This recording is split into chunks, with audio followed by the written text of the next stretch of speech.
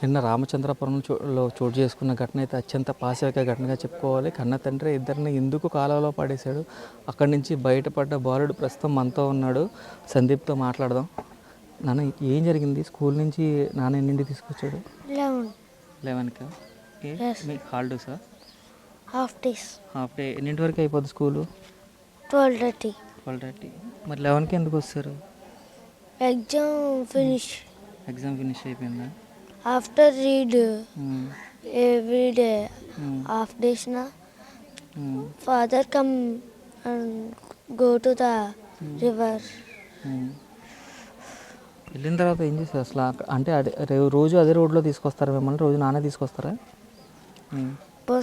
Bus మీద వస్తాను నేను, మా ఇండియా, మా చెల్లేమో వ్యాన్.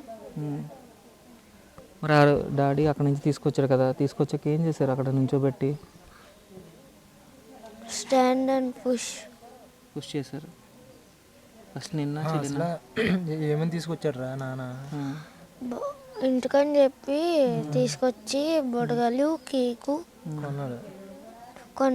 కొని తీసుకొచ్చాడు. ఎందుకని మంచిదని బొడగలు కింద తీసుకుని వచ్చానండి. అయితే ఇప్పుడు ఫస్ట్ చెల్లిని తింటారా, నిన్ను తింటారా? ఇద్దరిని ఒకసారి తింటారా? నిన్నే నువ్వు కొట్టుకుంటా ఉన్నావు. కోమలోకి వెళ్ళిపోయాను. పడిపోగానే కోమలోకి వెళ్ళిపోయావు? కాదు, కోమలోకి వెళ్ళే. నేను ఇంకా అప్పుడు పెట్టుకుని ఉన్నాను. నేను రాడ్ పెట్టుకున్నాను, చెల్లిని దోస్తాడు. సుడ్ గిన్నెలోకి వెళ్ళిపోయింది. కన్నంలోకి వెళ్ళిపోయింది చెల్లి. తర్వాత నాన్న వెళ్ళిపోయాడు అక్కడి నుంచి, అంతేనా? బండేసుకు వెళ్ళిపోయాడు. పైకి వచ్చి బొడగల్లో అంచి అందరిని ఆపింది. ఎవరు ఆకలే. ఇద్దరు అంకులు ఆగి పోలీస్ స్టేషన్ తీసుకెళ్ళారు. ఏం చెప్పు పోలీసులకి? ఇలాగా దోస్తారు అంకుల్ మా డాడీ అని చెప్పి.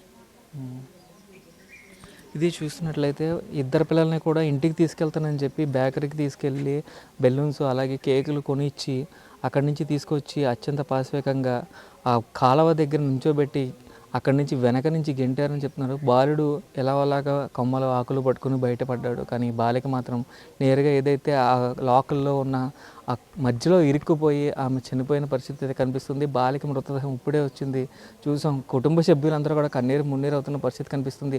ఆర్థికంగా ఇబ్బందులు ఉంటే ఎలా నిలదొక్కుకోవాలని ఆలోచించాలి, కానీ అత్యంత పాశవికంగా పిల్లలను చంపడం ఏంటంటూ కుటుంబ సభ్యులు సైతం ప్రశ్నిస్తున్న పరిస్థితి కనిపిస్తుంది. అయితే పెద్దిరాజు పరిస్థితి మాత్రం ఏమైందో ఎవరికి తెలియదు.